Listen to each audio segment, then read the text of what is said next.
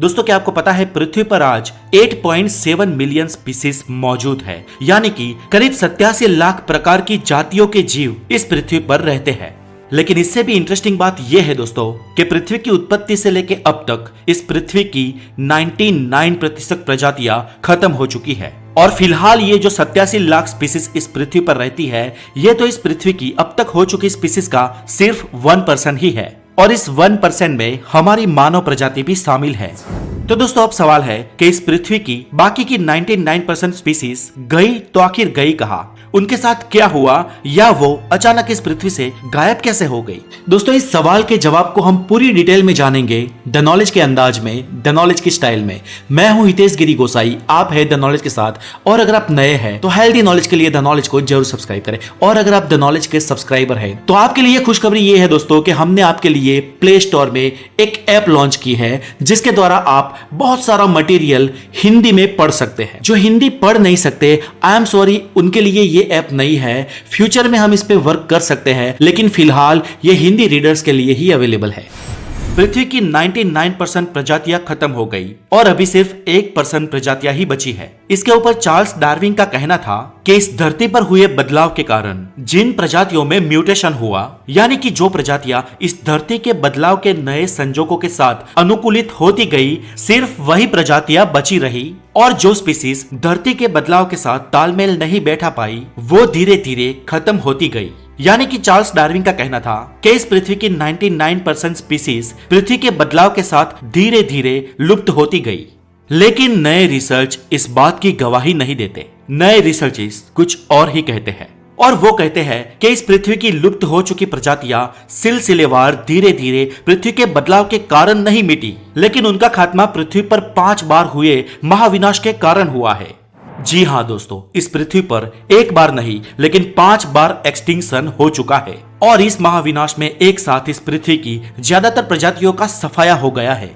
Charles Darwin के natural selection के नियम के आधार पर दुनिया की कई सारी प्रजातियों का संहार हुआ है, लेकिन ज्यादातर प्रजातियों ने अपने आप में चेंज करके नेचुरल सिलेक्शन के नियम के आधार पर खुद को दुनिया के बदलाव के साथ अनुकूलित कर दिया है। लेकिन पृथ्वी की ज्यादातर प्रजातियों की विलुप्ति इन 5 एक्सटिंक्शन के कारण ही हुई है, जिनमें डायनासोर्स का भी सफाया हो गया था। तो दोस्तों चलिए आज जानते हैं द नॉलेज के माध्यम से दुनिया में हुए 5 महाविनाश के बारे में डिटेल में। तो चले दोस्तों शुरुआत करते हैं धरती के सबसे पहले मास एक्सटिंक्शन से, जो आज से करीब 444 मिलियन ईयर पहले, यानी करीब 44.5 करोड़ साल पहले हुआ था, जिसका नाम है Ordovician Silurian mass extinction. Ordovician युग में होने वाले इस मास एक्सटिंक्शन में उस वक्त के करीब 86% जीव खत्म हो गए थे। ये मास एक्सटिंक्शन 2 चरणों में हुआ था। इसमें नॉर्थ अमेरिका और यूरोप के समुद्र का पानी आइसबर्ग्स में जमने लगा था, और इसके कारण धीरे धीरे महासागरों का जल स्तर घटने लगा। इस वजह से कुछ समुद्री पत्थर और चट्टाने एटमॉस्फेयर के संपर्क में आए, जो हमेशा समुद्री तल में दबे रहते थे।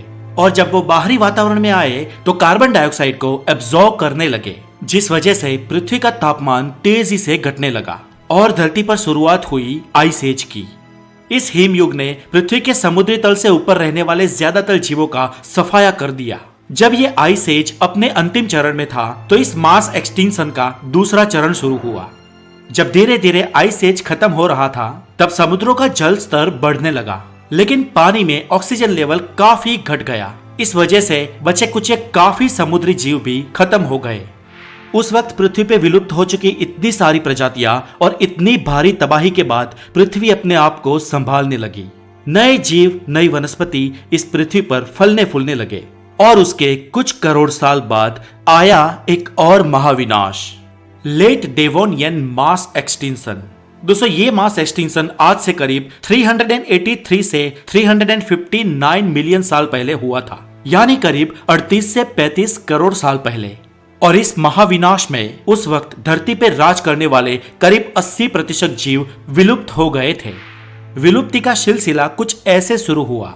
जब हमारी पृथ्वी पर पहली बार विशाल पौधे और वनस्पति अस्तित्व में आए, तो उन्होंने जमीन में बहुत भीतर तक अपनी जड़ें जमा ली, जिसने जमीनी कटाव यानी कि इरोजन को काफी हद तक रोक लिया था। और दोस्तों इसके कारण समुद्रों में जरूरी मिनरल्स का जाना बंद हो गया, और इसकी वजह से समुद्रों में रहने वाले एल्केज की मौत होने लगी, क्योंकि ये जमीन से समुद्र में पहुंचने वाले मिनरल्स पर निर्भर रहते थे। और दोस्तों इंटरेस्टिंग बात ये है कि ये एल्गेस ऑक्सीजन को प्रोड्यूस करते थे। अब इनका सफाया हो जाने से समुद्रों में ऑक्सीजन लेवल तेजी से घटने लगा और इसके कारण समुद्र में रहने वाले ज्यादातर जीव मारे गए। दोस्तों ये एक पूरा चक्र है जिसने बहुत बड़ी मात्रा में मसकर किया। इसके साथ ही इसी युग में कुछ वोल्केनिक इरप्शन भी हुए और काफी सारी उल्कापिंडों का भी पृथ्वी से टकराव हुआ, जिसने पृथ्वी पे बहुत भारी मात्रा में तबाही मचाई। और इस महाविनाश ने उस वक्त धरती पे मौजूद 80% जीवों और वनस्पति की स्पीसीज का सफाया कर दिया। इसके बाद इस पृथ्वी के जीवों ने देखा तीसरा महाविनाश, द पर्मियन मास एक्सटिंक्शन। दोस्तों ये मास एक्सटिंक्शन आज से करीब 252 मिलियन ईयर पहले यानी करीब 25 करोड़ साल पहले पर्मियन टाइम पीरियड में हुआ था। दोस्तों इस मास एक्सटिंक्शन को पृथ्वी पर पांचों महाविनाश में सबसे भयानक महाविनाश माना जाता है, क्योंकि इस दौरान हमारी पृथ्वी पर जीवन का लगभग अंत ही हो गया था। इस एक्सटिंक्शन में सबसे पहले साइबेरियन वोल्केनिक इरप्शन हुआ और इसमें भारी मात्रा में लावा बाहर निकला। इस लावा ने अपने रास्ते में आने वाली लगभग सारी चीजों को जला के खाक कर दिया, जिसमें कई सारे जंगल और विशाल कोल के भंडार भी जल गए और जिस वजह से कार्बन डाइऑक्साइड बढ़ने लगा। इसके साथ कई सारे हानिकारक गैसेस भी पैदा हुए। ये गैस इतनी मात्रा में उत्पन्न हुई कि उसने लगभग पूरी धरती को ढक लिया और उसके कारण धीरे धीरे धरती का पारा बढ़ने लगा। उस वक्त एटमॉस्फेयर में जो जहरीली गैसें मौजूद थी वो बारिश के पानी के साथ धरती पर नीचे आई। इस वजह से धरती और समुद्र में रहने वाले ज्यादातर जीवों का अंत हो गया। दोस्तों इस विलुप्ति के पहले हमारी धरती पर बहुत ही खूबसूरत और बहुत ही दुर्लभ प्रजातियां मौजूद थी, लेकिन इस महाविनाश ने उन सारी रेयर प्रजातियों का विनाश कर दिया। दोस्तों इस महाविनाश के दौरान उस वक्त धरती पे रहने वाले लगभग 96% से भी ज्यादा प्रजातियों का सफाया हो गया था। धरती ने देखे इतने बड़े हादसे के बाद उसके कुछ 15-17 करोड़ साल बाद और एक हादसा हुआ, the Triassic Jurassic mass extinction. ये मास एक्सटिंक्शन आज से करीब 201 मिलियन साल पहले यानी कि करीब 20 करोड़ साल पहले हुआ था। दोस्तों इस महाविनाश की वजह थी उस वक्त अफ्रीका में शुरू हुई वोल्केनिक एक्टिविटी। इस वोल्केनिक इरप्शन में मैग्मा के साथ बहुत सारे ग्रीन हाउस गैसेस निकले और इनके निकलने के कारण हमारी धरती पर शुरू हुआ क्लाइमेट चेंजिंग का सिलसिला। इसके साथ एसिडिक रेन होने की वजह से महासागरों के पीएच लेवल में बदलाव आना शुरू हुआ और जिस वजह से महासागरों में बहुत बड़ी तादाद में स्पीसीज का सफाया हो गया और उसके साथ ही जमीन पे मौजूद पेड़ और पौधों का भी सफाया हो गया। इस महाविनाश में हमारी धरती पे राज करने वाली करीब 80% प्रजातियां विलुप्त हो गई। इसके बाद दोस्तों अंत में पृथ्वी का पांचवा और सबसे आखिरी मास एक्सटिंक्शन जो क्रिटेशियस काल में हुआ था, जिसे क्रिटेशियस पैलियोजिन भी कहते हैं। ये मास एक्सटिंक्शन 66 मिलियन साल पहले हुआ था। ये महाविनाश खासकर दो कारणों से हुआ था। एक तो आज से करीब 6.5 करोड़ साल पहले बहुत भारी मात्रा में उल्कापिंड धरती पर आ टकराए और इस टकराव की वजह से सैकड़ों किलोमीटर दूर तक आग का गोला फैल गया था, जिसने अपने रास्ते में आने वाले जीवों को तो राख में बदल ही दिया, अपितु एक राख का बहुत बड़ा बवंडर खड़ा कर दिया।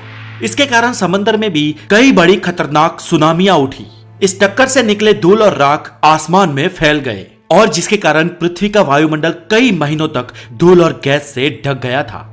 महीनों तक सूरज की प्रकाश की किरणें धरती तक नहीं पहुंच पाई और इस वजह से धरती का पारा भी गिरने लगा और इसलिए मल्टीपल फेज में चलने वाले इस महाविनाश के कारण पृथ्वी के 75% जीव खत्म हो गए। ऊपर से इसका दूसरा कारण ये भी रहा कि डेकन ट्रैप्स यानी कि आज के दक्षिण भारत विस्तार में उस समय विशालकाय वोल्केनिक इरप्शन हुआ था, जिसने रही सही कसर भी पूरी कर दी और अगेन बचे कुछ ज्यादातर जीवों का सफाया कर दिया था और इसने डायनासोर के सहित सभी जीव जिनका वेट 25 किलोग्राम से ऊपर था उनको निस्तो नाबूद कर दिया। इस मास एक्सटिंक्शन में पृथ्वी के सारे डायनासोर्स के साथ लगभग 80% जीव खत्म हो गए थे।